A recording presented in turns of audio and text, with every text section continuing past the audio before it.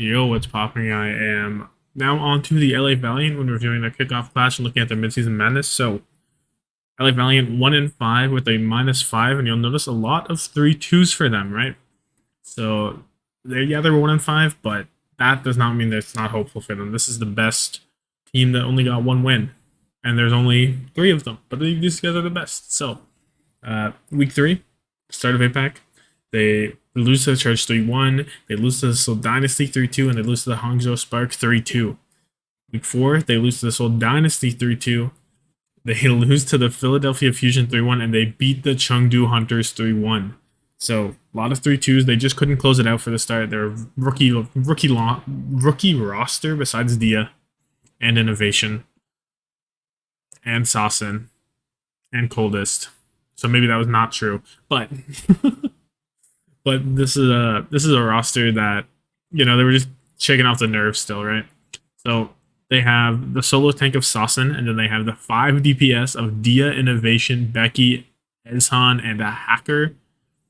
Only Innovation, Becky, Dia, and I believe Hacker got a map, right? I think he had a map, got playtime, but it was mainly Dia and Becky, with Innovation coming in sometimes for May maps. But Becky had a May as well, so.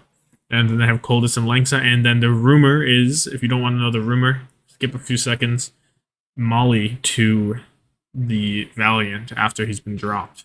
So that's good. I do think that Molly is an improvement over Coldest. I think Molly's a very good player, and I think he'll make this team better. I do like Coldest too, but Molly's on a different level than him for me. But why did this team lose? I think you can mostly attribute this to like the bunch of new players getting together.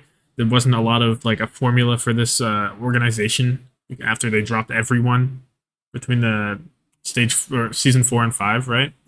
So it was a new learning experience for a lot of people on this team, and they were just getting into this flow of things. Next time, do they lose 3 map 5s in a row? Probably not, right? Probably they can find a win in one of them. And No Hill he's been as advertised, to be honest. He had some innovative compositions, right? Innovative game styles, and I really like that for the Valiant, especially because there may be a team that doesn't match up in skill with your Shanghai Dragons, with your Hangzhou Spark, with your Seoul Dynasties.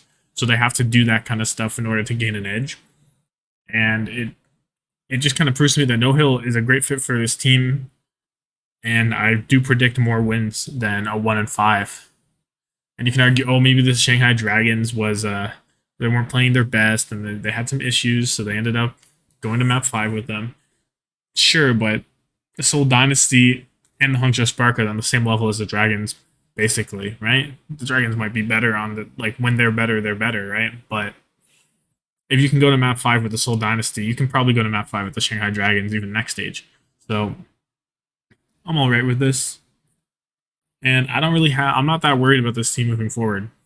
Of course, they play Philly, then Charge week 1, Shanghai, week 2, and Seoul Hangzhou week 10. APAC only having 3 weeks, so they get a little extra break. They only have an extra break, I guess. Shout out to them for and No Hill will be cooking something up for maybe 14 hours straight this time at the kitchen table, rattling away some notes. Who knows what he's got going, but I do foresee some victories. I think they should be able to beat the Charge. I think they should be able to beat Chengdu. And if they can find an upset win over any of the other 4 APAC teams, by all means, they could go 3-3.